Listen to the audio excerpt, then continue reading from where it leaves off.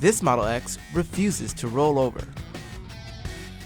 Unlike most SUVs, which tend to roll over with ease, the Model X continues to return to an upright position.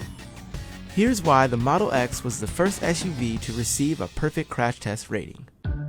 When it comes to vehicle safety, size matters, so it's not uncommon for SUVs to be generally safer than your standard sedan. However, they tend to have one big shortcoming: rollovers. SUVs are notorious for having a high center of gravity, causing them to roll over when put into tight maneuvering situations or a side impact. Rollovers can result in the partial or full ejection of passengers from the vehicle, increasing the chances of injury or death. In 2016, rollovers happened in 1% of serious crashes in passenger vehicles, but accounted for 1/3 of collision-related deaths. Over the past 3 decades, automakers have been able to reduce the frequency of rollovers in vehicles with technology and more stable designs. However, once a serious impact occurs, it's just basic physics. A higher center of gravity increases the likelihood of a car tipping or rolling over.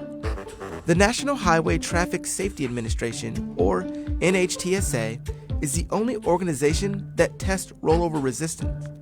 They also test frontal crashes and side impacts from a pole and barrier. After each test, they measure readings from a dummy to determine how much damage a real person is likely to sustain.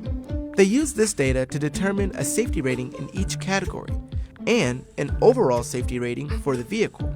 Amongst its many luxury features, the Model X hosts active safety technology, such as collision avoidance systems and automatic emergency braking.